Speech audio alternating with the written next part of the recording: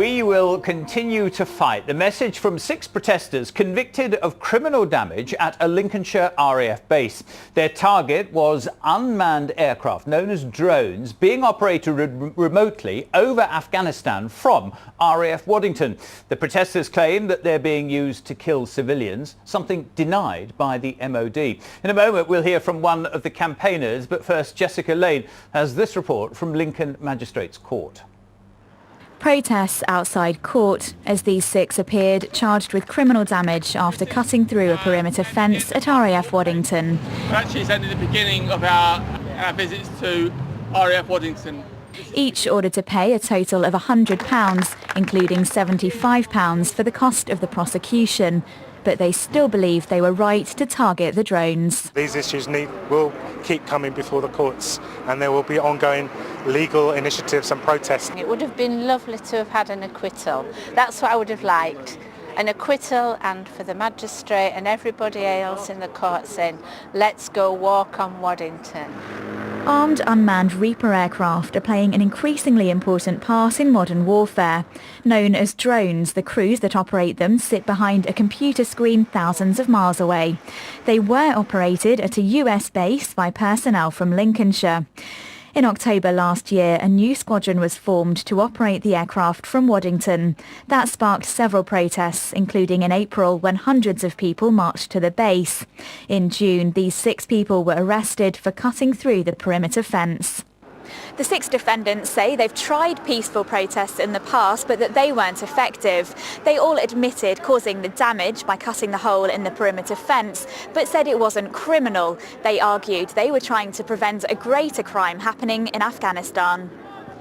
When operations began from Waddington, this is how one aviation expert defined their role.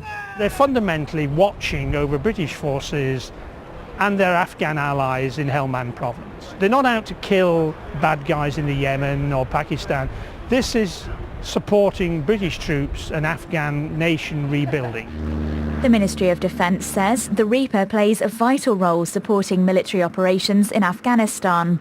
And commenting on today's prosecutions, it added, the MOD has a duty to maintain security at all defence installations and uses all lawful means to do so. Prosecutions for damage to MOD property are a civil police matter. The judge described the 6 defendants as delightful people and said he sentenced them with a heavy heart, but couldn't accept that they had a sufficient reason for damaging the fence. The protesters say they'll consider appealing the verdict. Jessica Lane, BBC Look North in Lincoln. Well, this evening I spoke to one of the protesters, the Reverend Keith Hebden. I asked him if committing criminal damage was a responsible way to behave. Well, as far as I'm concerned, we're not guilty, and we stand by that. I think the judge got as close as he could to acquitting us. He said he gave the verdict with a heavy heart, and that it was a legitimate protest and a legitimate target. The judge started by saying that common sense wasn't where he was able to make a decision, but only according to law. So he felt he had to give us the conditional discharge and £10 compensation to the RAF as the least.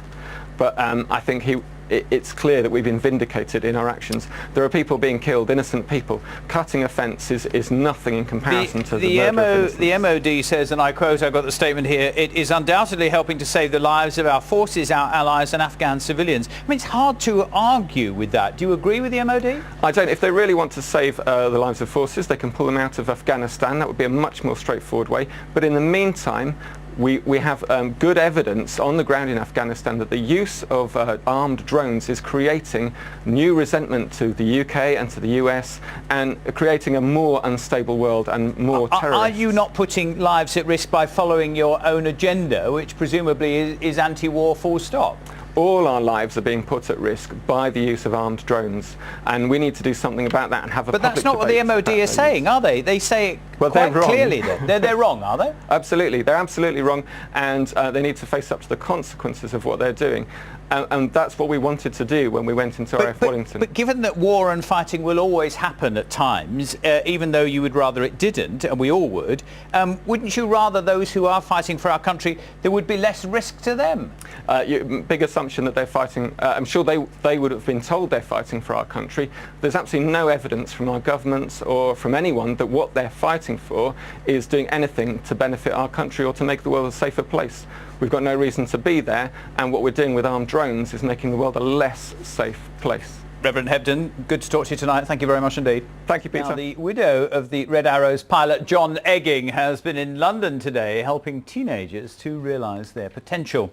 John died after an air display in 2011. His wife then set up a charity in his name, determined that his memory would inspire others. This morning, Emma Egging visited students at the Priory Witham Academy as they prepared to climb Kinder Scout in the Peak District. John was so talented. He was a brilliant pilot.